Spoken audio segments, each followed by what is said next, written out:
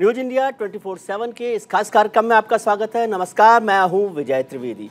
गुजरात चुनाव में दूसरे चरण के लिए वोटिंग का काम जारी है। 14 जिलों की 93 विधानसभा सीटों पर हो रहे दूसरे चरण के चुनाव में प्रधानमंत्री नरेंद्र मोदी समेत कई दिग्गजों ने वोट डाला। प्रधानमंत्री मोदी ने जहां अहमदाबाद की रानीप सीट में वोट डाला, इसके अलावा केंद्रीय गृह मंत्री यानी होम मिनिस्टर अमित शाह साहब और गुजरात के मुख्यमंत्री भूपेंद्र पटेल, यूपी की राज्यपाल आनंदीबेन पटेल, दिल्ली के उपराज्यपाल विनय सक्सेना और भारतीय जनता पार्टी के उम्मीदवार हार्दिक पटेल ने भी अपने वोट का इस्तेमाल किया। लगातार वोटिंग की खबरें आ रही हैं, वोट चल रहा है। गुजरात चुनाव के लिए वोटिंग का काम जारी है। सुबह 11 बजे तक यदि हम वोटिंग का हिसाब किताब देखें तो समझ में आ रहा है कि करीब 19% से ज़्यादा वोट डाला जा चुका है। आप देख रहे हैं स्क्रीन पर नरेंद्र मोदी वोट डाल रहे हैं, प्रधानमंत्री अमित शाह साहब, केंद्रीय गृह मंत्री भूपेंद्र पटेल, वीर के सक्सेना, आनंदीबेन पटेल और हार्दिक पटेल की तस्वीरें आप देख रहे हैं जो उन्होंने वोट डालते वक्त की तस्वीरें हैं। इस समय वोटिंग का काम जारी है। प्रधानमंत्री समेत भूपेंद्र पटेल, होम मिनिस्टर सभी ने अपना वोट डाल दिया है। सुबह 11 बजे तक करीब 20% वोट डाले गए हैं। 20% वोट डाले गए। मुख्यमंत्री भूपेंद्र पटेल खुद भी काटलोडिया सीट से उम्मीदवार हैं, जो पिछली बार उन्होंने 1,17,000 से वो सीट जीती थी। इससे पहले ये सीट मौजूदा राज्यपाल जो उत्तर प्रदेश की आनंदीबेन पटेल, उनकी सीट थी और उन्होंने भी ये चुनाव 1,10,000 से जीता था 2012 के चुनाव में।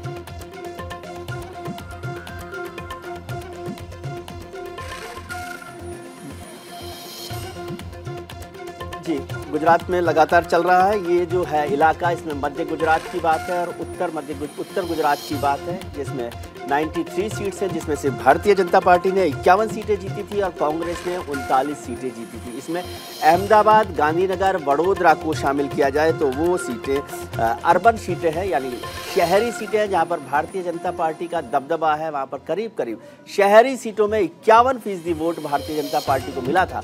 लेकिन दूसरी तरफ जो ग्रामीण सीटें हैं और आदिवासी सीटें हैं, वहां भारतीय जनता पार्टी और कांग्रेस के बीच कड़ा मुकाबला रहा था। उनको देखा जाए तो 46% vote, 46.86% vote Bharatiya Janata party को मिले थे और कांग्रेस को 42.83 यानी करीब 43% वोट मिले थे। मतलब केवल 3% का फर्क वहां पर था। जबकि शहरी सीटों पर अगर देखा जाए तो भारतीय जनता पार्टी और कांग्रेस के बीच में 11% से ज़्यादा वोट जो है वोट अंतर वहाँ पर था। जीत का अंतर भी फर्क था। कई दिग्गज लोग जिन्होंने वोट डाला, उन लोगों का क्या रिएक्शन है, इसको भी देख लेते हैं। गुजरात विधानसभा चुनाव में वोट डालने के बाद दिग्गजों ने क्या कुछ कहा, ये हम आपको पहले सुनाते हैं। મતદારોનો પણ હૃદયથી ખૂબ ખૂબ આભાર માનું છું કે એમણે આ લોકતંત્રના ઉત્સવને આન બાન શાન સાથે ઉજવ્યો। ખૂબ ઉત્તમ પ્રકારે ચર્ચાઓ કરી। ગુજરાતની જનતામાં નીર ક્ષીર વિવેક છે, એ સાંભળે બધાનું અને જે સત્ય છે તેને સ્વીકારવાનો ગુજરાતનો સ્વભાવ છે અને સ્વભાવના અનુસાર આજે ભારી માત્રામાં બધા મતદાન પણ કરી રહ્યા છે। હું ગુજરાતના મતદાતાઓનો પણ હૃદયથી ખૂબ ખૂબ આભાર માનું છું। આજે ગુજરાતના 2022 વિધાનસભાની ચૂંટણીના બીજા તબક્કાનો મતદાનનો દિવસ છે। સવારથી જ खूब उत्साहपूर्वक गुजरातनी जनता अढ़ी दायकाथी वधु गुजरातनी विकास यात्राना समर्थन में वोट आपवा माटे खूब उमळकाभेर निकली छे। हूँ गुजरातना सौ मतदार भाईओ बहनों अने विशेष करी फर्स्ट टाइम वोटर जेमने पहली वार मताधिकार प्राप्त थयो छे, ये सौ युवक युवतीओं ने विनंती करूँ छूं कि आपनो मत जरूर आपो अने गुजरातना अढ़ी दायकानी विकास यात्रा ने आगे वधारो। आज गुजरात में लोकशाही का पर्व का उत्सव मनाया जा रहा है। प्रथम चरण के मतदान पूर्ण हो गए हैं। आज दूसरे चरण का मतदान शुरू हुआ है। सब गुजरात के मतदार आज दूसरे चरण में भी शांतिपूर्ण तरीके से सब इसमें भाग लेंगे और भारी मतदान करेंगे। मतदान करना ही हमारा अधिकार है। सब मतदारों को मतदान करना चाहिए। जब हमें ये अधिकार प्राप्त हुआ है तो ये अधिकार का उपयोग करके भारत को अव्वल नंबर पर पहुंचाना है। गुजरात के इस रण पर और दूसरे चरण के संग्राम पर और गुजरात में क्या होगा, क्या बदलाव होगा या भारतीय जनता पार्टी का 27 साल का राज कायम रहेगा, इस सब पर चर्चा करने के लिए हमारे साथ खास मेहमान जुड़े हुए हैं। एसएन सिंह साहब भारतीय जनता पार्टी के प्रवक्ता हमारे साथ हैं, कुंतल कृष्ण साहब कांग्रेस के प्रवक्ता हैं हमारे साथ जुड़े हुए हैं, और डॉक्टर ईशान त्रिवेदी राजनीतिक विश्लेषक भी हमारे साथ जुड़े हुए हैं। योगेश जादवानी जो आम आदमी के प्रवक्ता हैं वो भी हमारे साथ जुड़ने वाले हैं। हम चर्चा जारी रखेंगे। हमारे रिपोर्टर्स, हमारे सहयोगी भी हमारे साथ लगातार जुड़े रहेंगे इस पूरे प्रोग्राम में। एसएन सिंह साहब, सबसे पहले आपसे बात करते हैं कि जो चुनाव हो रहा है, अभी मैं देख रहा हूं जो वोटिंग हो रही है काफ़ी ठीक हुई है, 20% के करीबन वोटिंग हुई है, लेकिन आपके लिए थोड़ी सी चिंता का विषय ये हो सकता है कि जो पाटिल हमारे पाटीदार जो हैं, पाटीदारों का जो इलाका है, बाहुल्य वाला जो इलाका है, उसमें वोटिंग कम हुई है और आदिवासी इलाकों में वोटिंग ज़्यादा हुई है। तो आप इसको कैसे देख रहे हैं? देखिए, ऐसी बात नहीं है। पूरे गुजरात में भारतीय जनता पार्टी का कमल खिलने जा रहा है।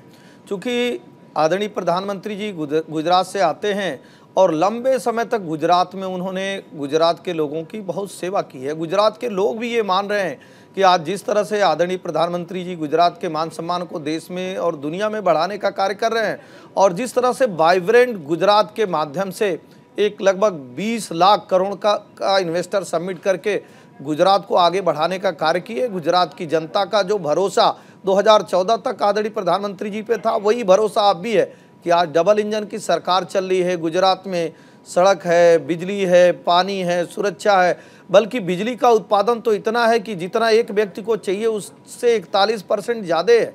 लगभग 8 करोड़ मैट्रिक टन पहले खाद्यान्न का उत्पादन होता था, जो 42 करोड़ मैट्रिक टन को पहुंच गया है। तो इस तरह से 1600 किलोमीटर का एक लंबा पोर्ट एरिया, जहां से दुनिया के लगभग 60 देशों को निर्यात होता है। मुझे लगता है कि उस खुशहाली को कायम करने के लिए, उस खुशहाली को जारी, उस समृद्धि को जारी रखने के लिए गुजरात की जनता जैसे 27 साल से भारतीय जनता पार्टी पे भरोसा रखी हुई है, मुझे लगता है आगे भी वो भारतीय जनता पार्टी पे ही भरोसा रखी हुई है। जी सिंह साहब, आपने 2 मिनट में 5 बार प्रधानमंत्री जी का नाम लिया है, तो ये चुनाव प्रधानमंत्री जी के लिए हो रहा है या एक मुख्यमंत्री भी हैं आपको, शायद आपको याद हो वहां पर? देखिए, हमारे जो प्रधानमंत्री, एक चीज और मैं जोड़ दूं, जब बार बार Bharatiya Janata party double engine की सरकार की बात करती है, मेरा रेलवे से बहुत रिश्ता रहा है, मेरे पिताजी 40 साल तक रेलवे में रहे हैं, तो ज़्यादातर ट्रेन में डबल इंजन तब लगाते थे जब एक इंजन से काम नहीं चलता था, ट्रेन खिंचती नहीं थी।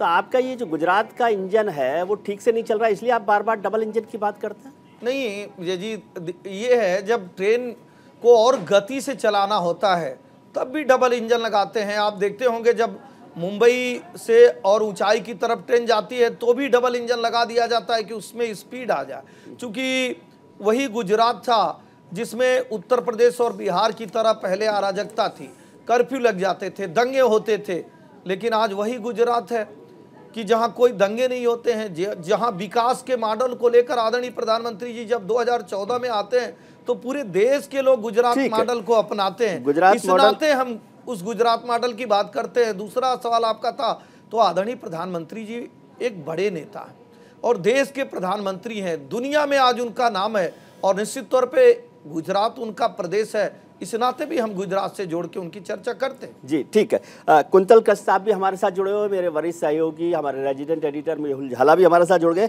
कुंतल जी, आपसे एक बार पहला सवाल ले लेता हूँ कि प्रधानमंत्री जी का जिक्र सिंह साहब ने किया, मैं देख रहा था कि उन्होंने 31 रोड जनसभाएं की हैं और 3 रोड शो किए हैं और 135 विधानसभा क्षेत्रों को, मतलब विधानसभा सीटों को कवर किया अपने चुनाव प्रचार में। आपके भी एक नेता है राहुल गांधी जी, हैं क्या वो चुनाव में रहे थे? विजय भाई, पहले तो मैं आपका जो सवाल है मैं तो इनफैक्ट जब हमारे भाजपा के साथी अपनी बात कह रहे थे तो मैं आपके सवाल से जुड़ी ही चीजों पे मैंने कुछ बात कहने की कोशिश की, इसलिए आपने मुझे मौका दिया है। तो मैं तो सबसे पहले आज की सुबह में सबसे पहले मैं इस देश के प्रधानमंत्री को शुभकामना देना चाहूंगा, क्योंकि बेसिकली गुजरात का चुनाव इस देश के प्रधानमंत्री ही लड़ रहे हैं। आपने खुद अभी हमें बताया कि पिछले 2 महीने में तकरीबन 61 प्रोग्राम किए उन्होंने, चार उन्होंने रोड शो किए और 31 पब्लिक मीटिंग की और 135 बैठकें की। और जिस दिन इलेक्शन कमीशन ने कहा कि भाई आज अंतिम दिन है गुजरात के चुनाव का, उस दिन भी कमलम कॉन्स्टिट्यूएंसी में प्रधानमंत्री जी खुद वहां बागी उम्मीदवार को मनाने के लिए गए, जो वो सफल नहीं हो पाए। तो सबसे पहले तो मैं उन्हीं को शुभकामनाएं देता हूं। दूसरी बात, कांग्रेस गुजरात का चुनाव स्थानीय मुद्दों पर लड़ रही है। विजय, आज जिन क्षेत्रों में हम जा रहे हैं, अपने विश्लेषण में भी बताया कि उनमें शहरी क्षेत्र हैं और साथ में उनमें ग्रामीण क्षेत्र हैं जो आदिवासी क्षेत्र हैं। तो मैं आपको बता देता हूं कि आज जो हम 93 सीट्स पे कांग्रेस जो आज चुनाव लड़ रही है, गुजरात में जो चुनाव हो रहा है, उसमें हमारे जो मुद्दे हैं, हमारे मुद्दों को वहां पे जो हमारा लोकल लीडरशिप है, आज मतदान हो रहे हैं उसमें डॉक्टर तुषार चौधरी के लिए भी मतदान हो रहा है, उसमें हमारे आदिवासी नेता आनंद पटेल भी आज हमारा फेज है, उसमें हमारे लिए एक बहुत बड़ा चेहरा है, क्योंकि आनंद पटेल ही वो व्यक्ति हैं जिनके कारण गुजरात की सरकार ने अभी जो वहां के लिए सबसे बड़ा इशू था नर्मदा ताप्ती लिंक प्रोजेक्ट, उसको डिले किया। आनंद पटेल ही वो व्यक्ति है, आनंद पटेल ही वो आदिवासी चेहरा है जिसको गुजरात की सरकार बार जिनका दमन करना चाहा, और गुजरात की जनता ने, गुजरात के आदिवासी भाइयों ने, गुजरात की आदिवासी बहनों ने आनंद पटेल के साथ खड़े होने की एकजुटता दिखाई। तो आपने मेधा पाटकर को याद नहीं कर रहे सर कुंतल जी? मेधा पाटकर को याद नहीं कर रहे? राहुल जी अभी मिले थे उनसे भारत जोड़ो यात्रा में, जिन्होंने नर्मदा का पानी रोका था। विजय जी, मेधा पाटकर जी राहुल जी से मिलने आई थी। भारत जोड़ो यात्रा एक भारत को जोड़ने की यात्रा है, और उसमें हर वो व्यक्ति जो इस भारत को जोड़ने, आज भारत टूट रहा है और टूटते भारत के खिलाफ, टूटते भारत को जोड़ने के लिए जो यात्रा चल रही है, उसमें कोई भी व्यक्ति, आप आए, हमारे भाजपा के मित्र आए, माननीय प्रधानमंत्री आए, सबका स्वागत है। ठीक है, इस पर चर्चा रखेंगे। विजय जी एक छोटी सी टिप्पणी मैं करना चाहूंगा। हमारे भाजपा के साथी अपने बात करते करते और प्रधानमंत्री की तारीफ करते करते एक बात बोल गए कि बिहार और उत्तर प्रदेश जहां पे तरह तरह की घटनाएं होती हैं, वहीं वैसा ही गुजरात था। तो एक तो इस पे मुझे ऑब्जेक्शन है, मैं बिहार से आता हूं, और साथ में ये भी भूल गए कि उत्तर प्रदेश में आज उन्हीं की सरकार है, योगी आदित्यनाथ, जिनका डंका लेके वो बजाते रहते हैं। आज भी उत्तर प्रदेश में वही हालात, वो तो खुद मान रहे हैं कि वही हालात है। इसीलिए मेरे भाई, डबल इंजन की सरकार को आप याद करते हैं तो ये वही डबल इंजन की सरकार है जहां मोरबी भी हुआ, ये वही डबल इंजन की सरकार है गुजरात में जहां पीने के पानी के लिए हमारे गुजरात की माताओं बहनों को 5-7 किलोमीटर पैदल चलना पड़ता है। पूरा 1 घंटा है, हम लोग चर्चा रखेंगे, लेकिन मुझे अच्छा लगा कि आपको एसएन सिंह साहब से भी ज्यादा जानकारी है प्रधानमंत्री के कार्यक्रम की। ये तस्वीरें आप देख रहे हैं हीराबेन की हैं, जो प्रधानमंत्री नरेंद्र मोदी की माताजी हैं, वो वोट डालने के लिए आई हुई हैं। वो भी हमेशा चुनाव के लिए अपना वोट डालने आती हैं, अपने मताधिकार का प्रयोग करने आती हैं। ये तस्वीरें हैं हीराबेन की। प्रधानमंत्री ने करीब 2 घंटे पहले वोट डाला था और अब हीराबेन जो है वो वोट डालने आई हैं। तस्वीरें आप देख रहे हैं, व्हील चेयर पर वो हैं 90, लेकिन उनकी जो इच्छा है, उम्र जो है उसमें बाधा नहीं आती है। वो मताधिकार का प्रयोग करना चाहती हैं, मताधिकार का प्रयोग करने के लिए यहाँ पर आई हैं। यही हमारे लोकतंत्र की, जमहूरियत की, डेमोक्रेसी की खासियत है कि हर आदमी जो सरकार को या देश को ताकत देना चाहता है वो वोट डालकर अपने अधिकार का इस्तेमाल करता है। ये तस्वीरें आप अमित शाह साहब की भी देख रहे हैं। होम मिनिस्टर अमित शाह ने भी अपने वोट का इस्तेमाल किया था, मताधिकार का इस्तेमाल किया था। ये वोटिंग बूथ जो है वहाँ पर हीराबेन आ गई हैं अपने वोट के लिए।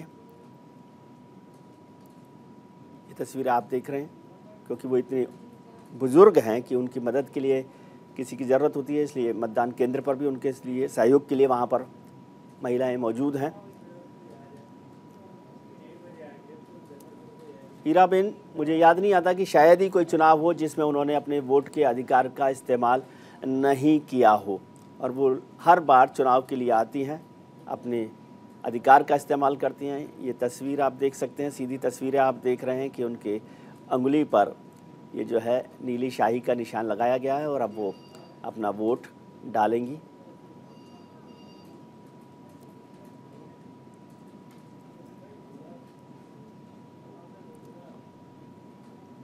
गुजरात की भी हमने स्थिति बताई कि करीब करीब 20% वोट जो है गुजरात के जो 93 सीटें जिन पर वोटिंग हो रही है उन पर डाला गया है। उसमें कुछ शहरी सीटें भी हैं, अहमदाबाद है, गांधीनगर है, वडोदरा है, आणंद है।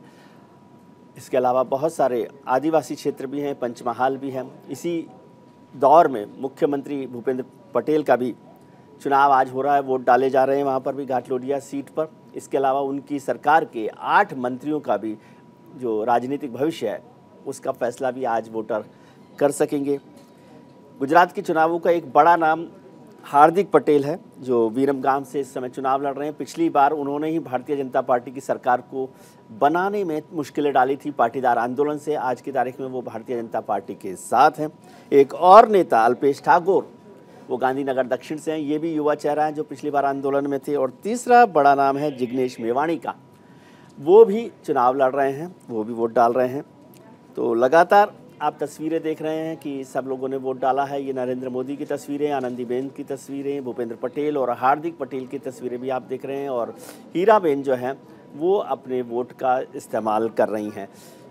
मेरे वरिष्ठ सहयोगी मेहुल झाला हमारे साथ जुड़े हैं नारायणपुरा से।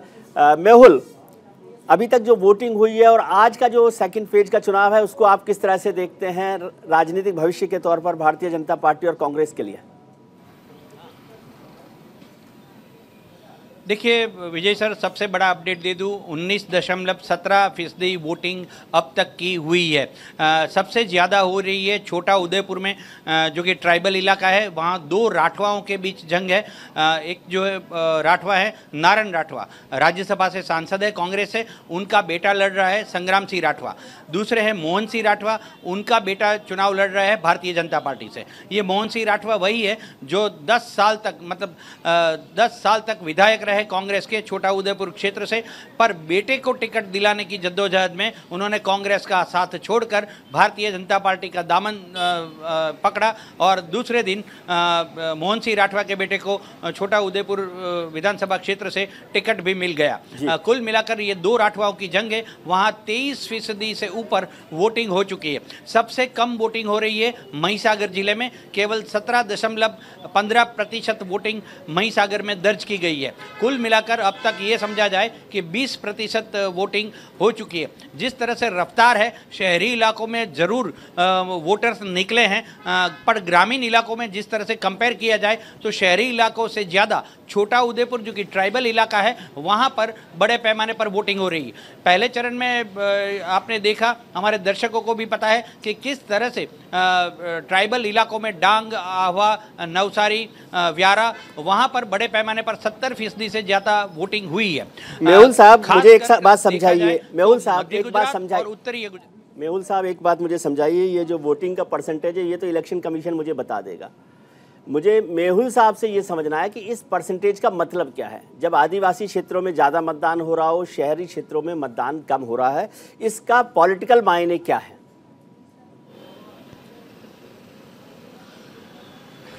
देखिए विजय सर, ये इस बार जो चुनाव है वो 3 पार्टियों के बीच है, जिसे भारतीय जनता पार्टी रेवड़ी कल्चर कहकर पुकारती है। वो आम आदमी पार्टी ट्राइबल इलाकों में उन्होंने भी काफ़ी मेहनत की है वोटर्स को अपनी ओर खींचने की। उनके जो वादे हैं, 300 यूनिट फ्री बिजली, बेहतर शिक्षा व्यवस्था, मुफ्त शिक्षा, महिलाओं को 1000 रुपया प्रति महीना घर बैठे मिल जाएगा, इस प्रकार के जो उनके चुनावी वादे हैं उनको किस तरह से वोटर्स अपने दिलो दिमाग में बिठाते हैं और उसके बाद जाकर किस तरह से वोटिंग करते हैं, ये देखना काफ़ी दिलचस्प होगा।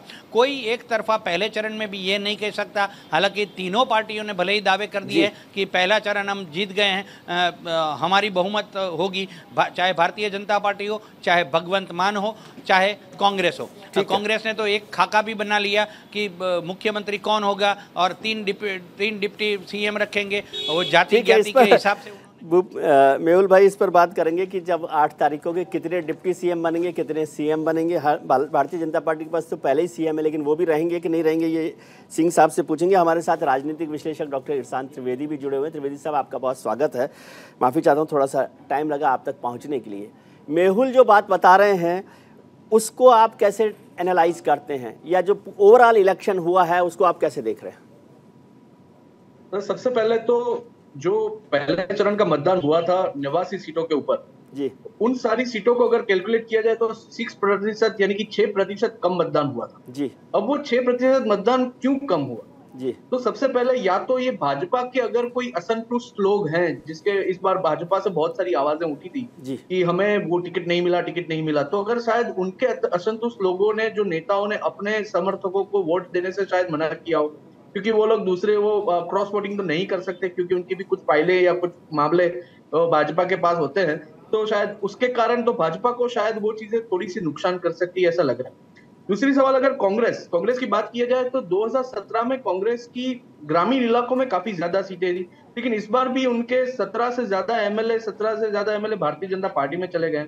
तो पिछले प्रतिशत की, अगर पिछले इलेक्शन के वोट शेयर से कंपेयर करें तो भारतीय जनता पार्टी को 30 से 35% वोट मिले थे, कांग्रेस को 26 से 28% मिले थे, और आम आदमी पार्टी जो कि अभी अपना अस्तित्व शुरू करने की कोशिश में है, तो उनको भी शायद 11 से 14% के आसपास वोट अगर मिलते हैं, तो अगर कांग्रेस के वोट शेयर में 8% की कमी आती है तो कांग्रेस के लिए अस्तित्व का सवाल हो जाएगा। और अगर भारतीय जनता पार्टी अपना वोट शेयर बचाने में कामयाब होती है तो भारतीय जनता पार्टी के लास्ट इलेक्शन से इस बार शायद 20 से 30 सीट बढ़ने के अनुमान है। लेकिन अगर आम आदमी पार्टी एक वंडर फैक्टर के तौर पे उभर के आती है और आम आदमी पार्टी कांग्रेस के और भाजपा के दोनों के वोट तोड़ के अगर 10% भी वोट शेयर लेती है, तो मुझे लगता है कि आम आदमी पार्टी कांग्रेस से भी बड़ा मजबूत विपक्ष के तौर पर बाहर आएगी। जिस प्रकार से माहौल है ग्रामीण इलाकों में, एक एंटी इनकम्बेंसी है, शहरी इलाके पहले भी भाजपा के गढ़ रहे हैं, आगे भी शायद भाजपा के गढ़ रहे हैं, ऐसा अनुमान है। लेकिन अगर वोटिंग का प्रतिशत देखें, आपने अभी कहा कि जैसे कुछ किस्से हैं जैसे कि ग्रामीण इलाकों में है लेकिन शहरों को बहुत नजदीक से जोड़ते हैं, वहां पे भारतीय जनता पार्टी के खिलाफ एक, जैसे कि विरमगाम में हार्दिक के खिलाफ एक पोस्टर वॉर शुरू हुई थी, तो ऐसी कुछ छोटी छोटी चीजें भारतीय जनता पार्टी को थोड़ा सा अफेक्ट करेगी। ओवरऑल देखा जाए तो पहले नंबर पे शायद भाजपा रहे या ना रहे, लेकिन दूसरे और तीसरे नंबर पे आम आदमी पार्टी और कांग्रेस के बीच की बहुत ही एग्रेसिव लड़ाई होने के अनुमान है। और मुझे लगता है कि ये इलेक्शन में जो रिजल्ट आएगा वो भाजपा के लिए और मजबूत बनने का या कमजोर होने का, कांग्रेस के लिए अपना अस्तित्व बचाने का और आम आदमी पार्टी के लिए अपना एक वजूद डेवलप करने का इलेक्शन माना जाए। जी, इस वंडर फैक्टर पर भी हम चर्चा करेंगे और दूसरे फैक्टर्स भी चर्चा करेंगे। दूसरे चरण का मतदान जारी है। मतदान के दूसरे चरण में दिल्ली के एलजी यानी उपराज्यपाल वीके सक्सेना ने भी वोट डाला, वो उसके लिए गुजरात पहुंचे। वहीं भारतीय जनता पार्टी के प्रत्याशी हार्दिक पटेल ने विरमगाम में अपना मतदान किया। वोट देने के बाद दोनों ने क्या कुछ कहा, ये आपको सुनाते हैं। और हर व्यक्ति को अपने इस अधिकार का प्रयोग करना चाहिए, उसे वोट डालना चाहिए। मैं भी आज वोट डालकर आया हूं और मैं सभी से अपील करूंगा कि वो ज़्यादा से ज़्यादा संख्या में बाहर निकलें, वोट करें और डेमोक्रेसी को मजबूत करें। देखिए, गुजरात के लोग जो हैं बहुत समझदार हैं और वो सोच समझ के ही वोट करते आए हैं हमेशा से, और मैं समझता हूं कि इस बार भी उसी तरीके से वोट करेंगे। मेरा वोट और मेरे साथ पूरे गुजरात का वोट विकास पे पड़ेगा। विकास मॉडल जो आज पूरे गुजरात के साथ साथ पूरे विश्व और हिंदुस्तान में एक प्रस्तापित हो रहा है, सुशासन का मॉडल, सलामती का मॉडल, और निश्चित रूप से ये जो मॉडल है वो आने वाले दिनों में और मजबूत होगा। नरेंद्र भाई मोदी कहते हैं कि ये चुनाव सामान्य नहीं है, ये चुनाव आने वाले 20 साल का गुजरात का भविष्य तय करेगा, और निश्चित रूप से हर एक वोट भारतीय जनता पार्टी के समर्थन में पड़ रहे हैं।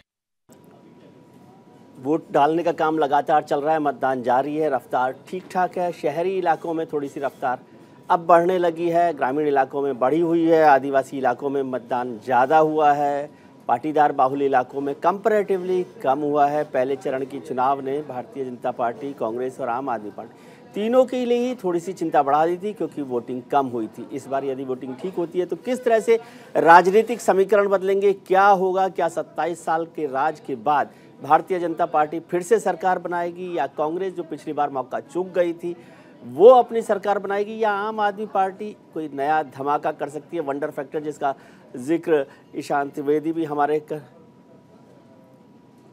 ये आम आदमी पार्टी के मुख्यमंत्री पद के उम्मीदवार ईशुदान गढ़वी साहब भी वोट डालने पहुंचे हैं। अपनी पत्नी के साथ वो यहाँ पर वोट डालने के लिए पहुंचे। ईशुदान गढ़वी को आम आदमी पार्टी ने अपना मुख्यमंत्री पद का उम्मीदवार बनाया है। ईशुदान गढ़वी जो पार्टी के आम आदमी पार्टी के सीएम कैंडिडेट हैं। कांग्रेस ने अपनी तरफ से किसी सीएम कैंडिडेट का ऐलान नहीं किया था। भारतीय जनता पार्टी की तरफ से जो बड़े नेता हैं, प्रधानमंत्री जी हैं, होम मिनिस्टर हैं, उन्होंने बार बार कहा कि भूपेंद्र पटेल जो मौजूदा मुख्यमंत्री हैं वही चुनाव लड़ेंगे। हालांकि उनके नेतृत्व में या उनके नाम पर ये चुनाव नहीं लड़ा गया। कांग्रेस इस पर चर्चा भी करती रही। ये पूरा चुनाव प्रधानमंत्री नरेंद्र मोदी के नाम पर लड़ा गया। एक तरह से कमान भी उन्होंने ही संभाल रखी थी।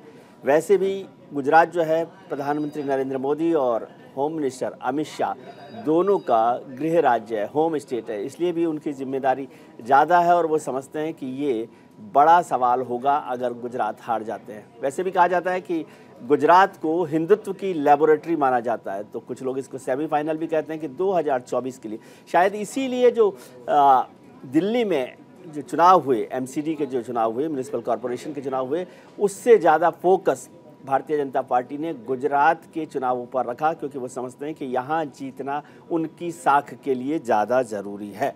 और आम आदमी पार्टी शायद इसी द्वंद्व में फंस गई कि उसे गुजरात जीतना है या एमसीडी जीतना है। पहले वो हिमाचल में चुनाव लड़ रही थी, हिमाचल से उन्होंने मूव किया गुजरात के लिए और फिर गुजरात से शायद एमसीडी के लिए। लेकिन कांग्रेस तीनों जगह किस तरह से लड़ रही थी, इस सब पर भी चर्चा हम करेंगे। हमारे साथ कुंतल कृष्ण साहब कांग्रेस के प्रवक्ता जुड़े हुए हैं, भारतीय जनता पार्टी के प्रवक्ता एसएन सिंह साहब जुड़े हुए हैं, राजनीतिक विश्लेषक ईशान त्रिवेदी, डॉक्टर ईशान त्रिवेदी जुड़े हुए हैं और मेरे वरिष्ठ सहयोगी रेजिडेंट एडिटर न्यूज इंडिया के मेहुल झाला भी हमारे साथ जुड़े हुए। मेहुल झाला ने गुजरात की एक एक सीट पर बारीकी से अध्ययन भी किया है और दौरा भी किया है, तो उनसे भी सब पर चर्चा करेंगे। कुंतल कृष्ण साहब, आपके पास आना चाहता हूं। बात हो रही थी कि चुनावों की, एक तो फिर से मैं कहूंगा कि जैसे आपने प्रधानमंत्री जी के चुनाव कार्यक्रम के बारे में विस्तार से बताया, राहुल जी के बारे में भी थोड़ा सा विस्तार से बताया कि क्या क्या कार्यक्रम रहा, या कांग्रेस के किसी और नेता जिसने गुजरात के चुनाव प्रचार में हिस्सा लिया वो। दूसरी बात, मैं गुजरात में था तो ज़्यादातर लोगों को ये भरोसा नहीं रहा, क्योंकि अभी चुनाव से पहले 17 कांग्रेस के एमएलए जो हैं वो भारतीय जनता पार्टी में चले गए या कहें कांग्रेस छोड़कर चले गए। तो लोग कहते हैं कि कांग्रेस को वोट देने से फ़ायदा क्या, वो तो फाइनली तो जाएगा बीजेपी के साथ ही। विजय भाई, मैंने शुरुआत में ही आपको ये बात कही कि गुजरात का चुनाव हम स्थानीय मुद्दों और स्थानीय चेहरों पे लड़ रहे हैं। आज जब हम लोग आज दूसरे चरण के मतदान की चर्चा कर रहे हैं, तो उस वक्त भी मैं कह रहा हूं कि आप जो ये ग्रामीण क्षेत्रों की बात कर रहे हैं, ग्रामीण क्षेत्रों में मतदान ज्यादा होने के पीछे वहां के स्थानीय मुद्दे और स्थानीय चेहरे हैं। डॉक्टर तुषार चौधरी, हमारे एमएलए जो जिन्होंने बहुत आनंद भाई, इन लोगों का प्रेजेंस भी एक बहुत बड़ा फैक्टर है विजय भाई। और मैं साथ में हमारे जो विश्लेषक बैठे हुए हैं ईशान जी, मैं उनसे बड़ी ही विनम्रता के साथ उनसे असहमत होते हुए बात कहना चाहता हूं कि गुजरात में सीधी सीधी लड़ाई भारतीय जनता पार्टी और कांग्रेस में है। जो वंडर फैक्टर की बात आप कर रहे हैं ना, 8 तारीख को ये वंडर फैक्टर सही में वंडर लेके आएगा जी। आज आप जो है, आपके मुख्यमंत्री कैंडिडेट अभी वो वोट डालते दिखे मुझे, वो किशुदाम भाई की अपनी जमानत जब्त हो रही है और आप इस बात को अच्छी तरीके से समझ गई है। इसीलिए विजय भाई, आपने भी अपनी वक्तव्य में कहा, अपने विश्लेषण में कहा कि हिमाचल से गुजरात और गुजरात से एमसीडी, आप इस बात को बहुत अच्छी तरीके से समझ गई है। गुजरात में लड़ाई सिर्फ और सिर्फ कांग्रेस और भाजपा के बीच में है। और एक बार ये ईशुदान गढ़वी साहब को भी देख लेते हैं, वोट डालने के बाद वो कुछ कह रहे हैं, उनको भी सुन लेते हैं। संजीव सर, आप हो गया जी। ईशुदान जी, आप आज वोट करने आए, क्या लगता है आपको? अभी 200 मीटर नहीं हुआ, अभी 200 मीटर नहीं हुआ। आई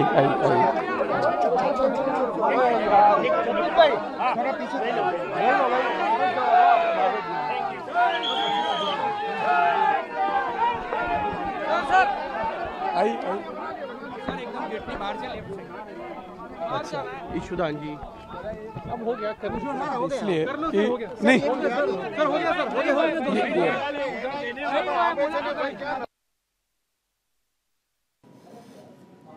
ईशुदान गढ़वी वोट डालकर आए हैं। आम आदमी पार्टी के चीफ मिनिस्टरियल कैंडिडेट हैं, मुख्यमंत्री पद के दावेदार हैं, उम्मीदवार हैं। ये प्रधानमंत्री को भी आपने देखा कि वोट डाल रहे हैं।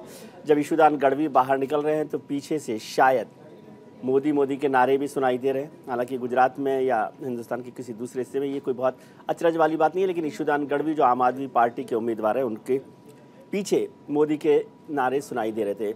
मेहुल जाला हमारे रीजनल एडिटर और मेरे वरिष्ठ सहयोगी हमारे साथ जुड़े हुए हैं। मेहुल, कुंतल कृष्ण जी को भी आपने सुना, सिंह साहब को भी सुना, त्रिवेदी जी को भी सुना। आपका एनालिसिस क्या कहता है?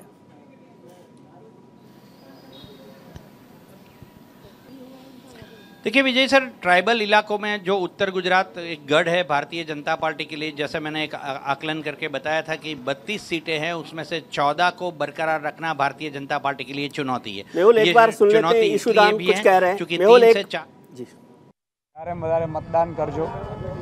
જો આપણે મતદાન કરીશું તો તમે નેતા પાસેથી જવાબ માંગી શકશો, કારણ કે આપણે જો ઘરમાં બેઠા રહેશું તો પછી એવું થશે કે સજ્જન લોકો ચૂંટાયા કરતાં દુર્જનો વધારે આવી જશે અને પછી આપણે અપેક્ષા રાખીશું ભ્રષ્ટાચાર મુક્ત ગુજરાતની, પછી આપણે અપેક્ષા રાખીશું શિક્ષણ ફી ઘટાડવાની, પછી આપણે અપેક્ષા રાખીશું આરોગ્યની સારી સુવિધાની, સારા રસ્તાની, સારી સ્કૂલોની।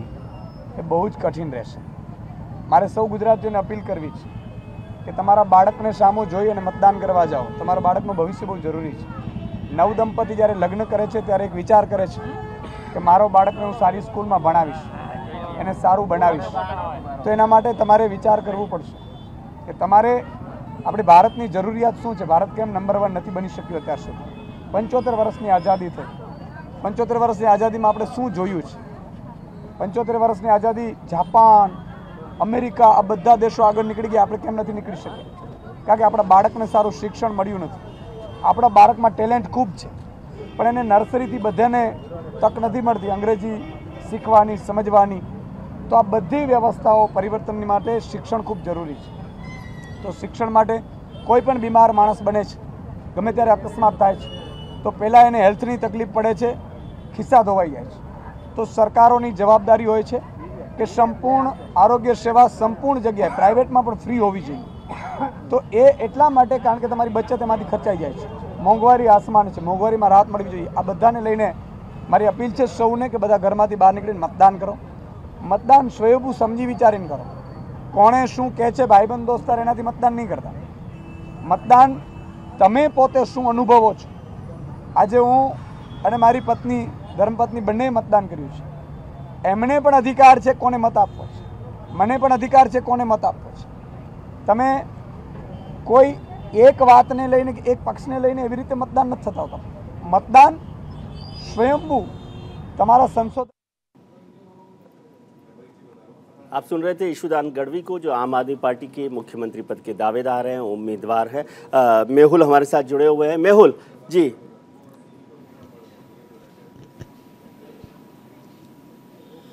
बिल्कुल ईशुदान का कहना था, चूंकि ईशुदान भले ही कैंडिडेट जाम खंबालिया से हो, पहले चरण में उनका चुनाव संपन्न हो गया था, पर वो रह रहे हैं अहमदाबाद में और अहमदाबाद के बोपल इलाके में, जहां पर ये गुजरात के मुख्यमंत्री नरेंद्र मोदी का, गुजरात के मुख्यमंत्री भूपेंद्र पटेल का मत क्षेत्र है, घाटलोडिया विधानसभा क्षेत्र। वहाँ से ये इनकी वोटिंग ईशुदान गढ़वी रह रहे हैं और उन्होंने वोटिंग की और ये भी बताया कि आप जब शादी कर रहे हो तब ये अपना भविष्य सोचे, अपने बच्चों का भविष्य सोचे और उनकी शिक्षा और उसकी पढ़ाई के बारे में सोचे।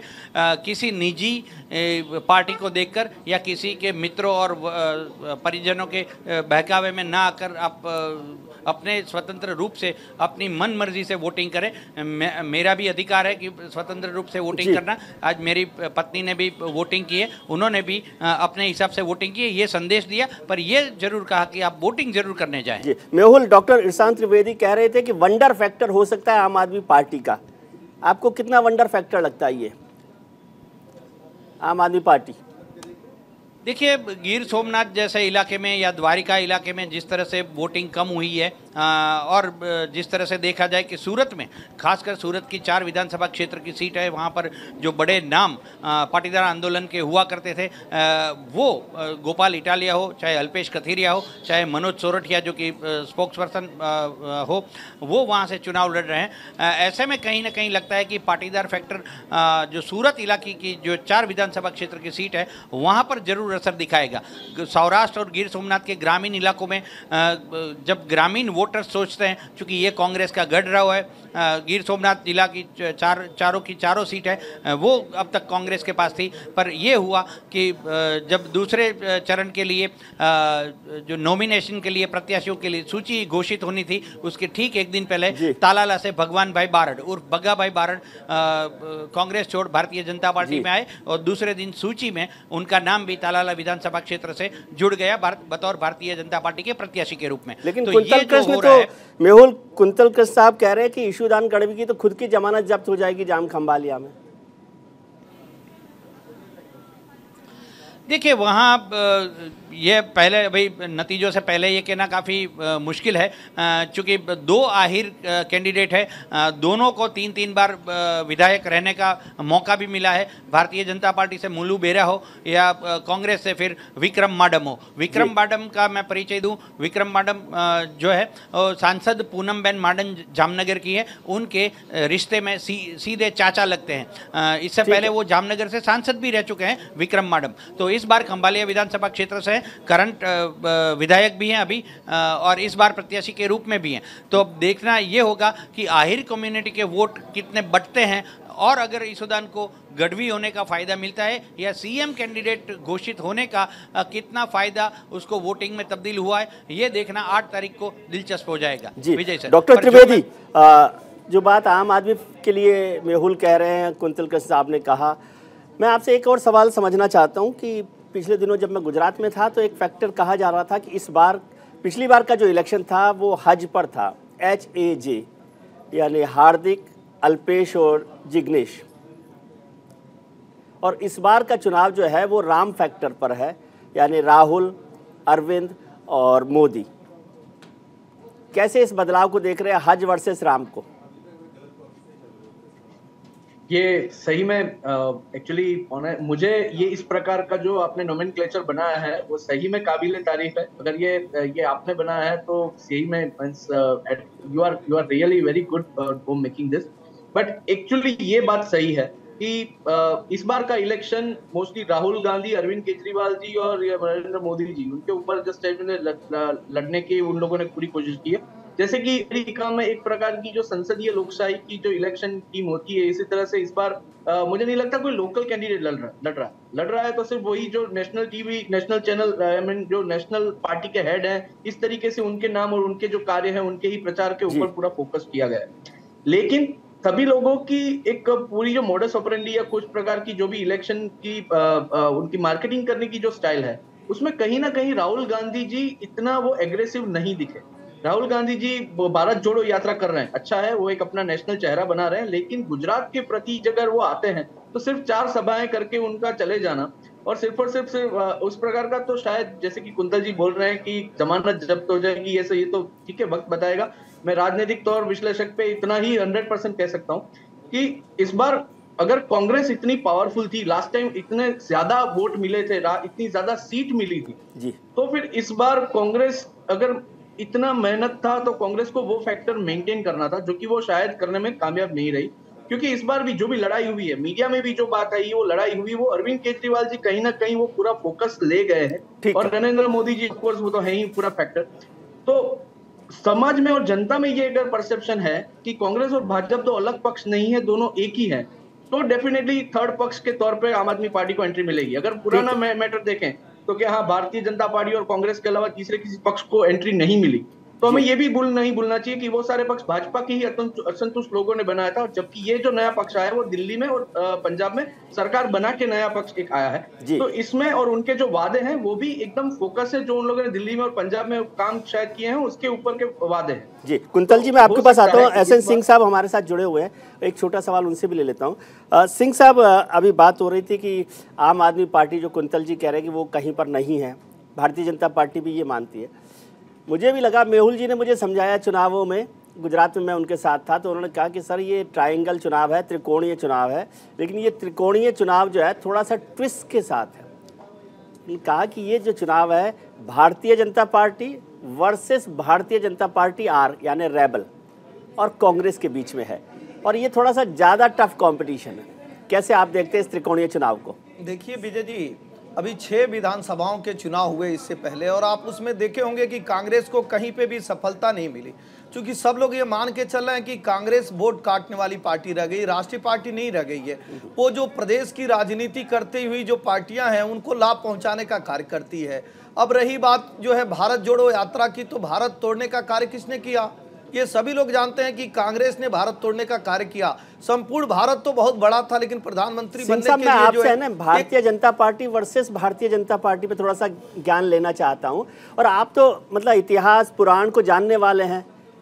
देखिए जो रावण की हार है वो तो विभीषण के वजह से हुई ना। विजय जी, अच्छी बात है, हमारे चूंकि बड़े भाई ने कहा था इसलिए मैंने कहा कि कांग्रेस भारत तोड़कर और भारत जोड़ने चलनी है। लेकिन मैं अब तुलना आपकी बता दूं आम आदमी पार्टी से। देखिए वहां के लोग मान रहे हैं कि आम आदमी पार्टी कौन है? एक झूठी पार्टी जो दिल्ली में कोई विकास के कार्य नहीं किए। लगभग 92% जो यहाँ पे स्वास्थ्य सुविधाएं हैं वो केंद्र सरकार के अधीन है, और बाकी सारी चीजें एमसीडी के अधीन है। मतलब वो कोई काम नहीं किया, और 10 वादे किए थे, यमुना साफ हो जाएगी, प्रदूषण समाप्त हो जाएगा। यमुना साफ नहीं हुई, प्रदूषण गया नहीं। वीआईपी कल्चर समाप्त नहीं हुए, बल्कि ज्यादा वीआईपी कल्चर हो गया। लोकपाल बिल आया नहीं जो रामलीला मैदान में आ रहा था। और गुजरात के लोग ये मान के चलते हैं कि हम मान सम्मान वाले लोग हैं, हम स्वाभिमानी लोग हैं, मेहनत करके मजदूरी करके कमाते और खाते हैं।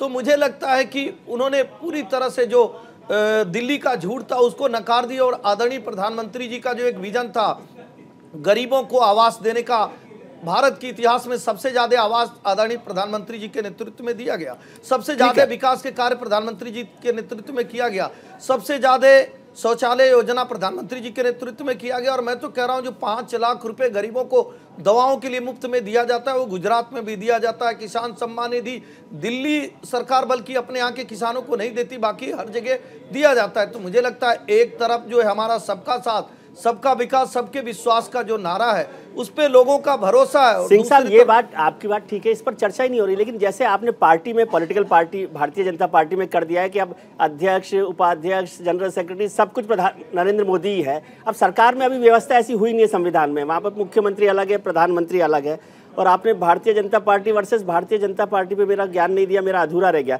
लेकिन कुंतल जी एक बात समझाइए, आप जब बार बार आम आदमी पार्टी को नेगेट करते हैं कि वो नहीं है, तो इसका मतलब मुझे लगता है कि आपको डर है कि आम आदमी पार्टी आपका वोट काट रही है। नहीं विजय जी, देखिए मुझे इस बात का डर बिल्कुल ही नहीं है, क्योंकि मुझे पता है कि जमीन पे लड़ाई कांग्रेस वर्सेस, अभी तो सिंह साहब ही कह रहे थे, सिंह साहब ने अपनी सारी बात में हमें ये बताया कि इस देश के प्रधानमंत्री ने क्या क्या किया है। मुझे तो लग रहा था कि शायद मैं गुजरात के चुनाव की नहीं, मैं देश के किसी बड़े चुनाव की बात कर रहा हूँ। तो भाई हमारी लड़ाई तो, और मैं ही ये बात नहीं कह रहा हूँ, ये तो माननीय प्रधानमंत्री ने अब अपनी 135 जो उन्होंने बैठकें की हैं वो भी कॉन्स्टिट्यूएंसी वाइज जी, उन बैठकों में भी बार बार ये बात कह दी है कि भाई लड़ाई हम में और कांग्रेस में है। और इस तरह का जो अभी आपने बात कही, क्या वो जो 2 आपने वर्ड्स इस्तेमाल किए, नॉमिनिक्लेचर इस्तेमाल किए, तो इस तरह के जब नॉमिनिक्लेचर्स आने लगते हैं तो ये तो बात बहुत सीधी सी है।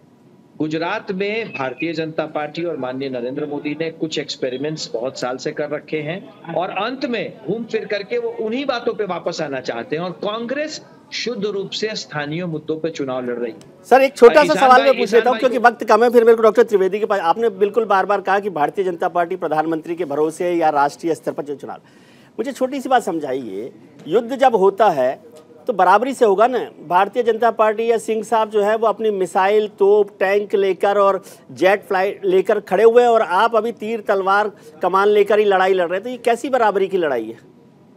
विजय भाई, हमारे तीर तलवार कमान जो है इनके जेट मिसाइल से ज्यादा मजबूत हैं, क्योंकि लड़ाई वहीं लड़ी जा रही है। मैं आपको बार बार कह रहा हूं कि हमारा स्थानीय नेतृत्व और हमारी स्थानीय मुद्दे ही वहां हैं। आज का हमारा चुनाव डॉक्टर तुषार लड़ रहे हैं, आज का हमारा चुनाव अनंत पटेल लड़ रहे हैं, जिग्नेश भाई लड़ रहे हैं, राठवा साहब लड़ रहे हैं, और भारतीय जनता पार्टी। डॉक्टर त्रिवेदी, एक छोटा सा कमेंट आपका चाहता हूँ, वक्त बिल्कुल नहीं है, लेकिन आपसे एक छोटी टिप्पणी जी। पहले जो HAJ हज का जो बात था, उसमें हार्दिक और अल्पेश आज कांग्रेस छोड़ चुके हैं। यानी कि कांग्रेस अगर वो चाहती तो उनको पकड़ सकती थी, तो ये मुद्दा शायद आज भी HAJ से लड़ा जा सकता था जी, लेकिन अनफॉर्चुनेटली वो चेंज ओवर हो गया। और दूसरी बात मैं बोलूं कि भारतीय जनता पार्टी और कांग्रेस, इसमें ना 3 प्रकार की सीटें, एक तो किस प्रकार से सभाएं करना, किस प्रकार से वोट शेयर मिलना और किस प्रकार से सीट में कन्वर्ट करना। तो मुझे ऐसा मानना है कि आम आदमी पार्टी डेफिनेटली कांग्रेस का ज्यादा नुकसान पहुंचाएगी और भारतीय जनता पार्टी का भी थोड़ा सा नुकसान पहुंचाएगी। चलिए, बहुत बहुत शुक्रिया आपका डॉक्टर त्रिवेदी, SN सिंह साहब, कुंतल कृष्ण जी और सहयोगी मेहुल झाला, आप सब लोगों का बहुत बहुत शुक्रिया कि आपने इस चर्चा में हिस्सा लिया। आज के कार्यक्रम में अभी इतना ही, लेकिन जाने से पहले आपको बताते हैं कि 2012 के चुनाव नतीजे क्या रहे थे और 2017 के चुनाव नतीजे क्या रहे थे। उससे एक आइडिया हमको होता है कि 2022 कहां पहुंचेगा गुजरात विधानसभा का चुनाव। 2012 के चुनाव नतीजे आप देख रहे हैं, जिसमें 115 सीटें भारतीय जनता पार्टी को मिली, कांग्रेस को 61 सीटें मिली और अदर्स को 4 सीटें मिली हैं, अन्य को 4 सीटें मिली हैं। 115 सीटें हैं और उनको 61 सीटें हैं और 4 सीटें हैं अन्य को मिली हैं। ये 2012 का आंकड़ा है 182 सीटों में, जिसमें 115 सीटें मिली थी। अब यदि 2017 का चुनाव देखें तो उसमें भारतीय जनता पार्टी की सीटें घट गई थी, 115 से 99 पर वो आ गए थे। कांग्रेस की सीटें बढ़ गई थी, 61 से 77 सीटों पर आ गए थे और अन्य को 6 सीटें मिली थी। अब क्या होगा इस चुनाव में, 2022 के चुनाव में, इसका जो नया ग्राफिक है वो हम आपको 8 तारीख को दिखाएंगे कि 2022 का चुनाव नतीजा क्या होगा।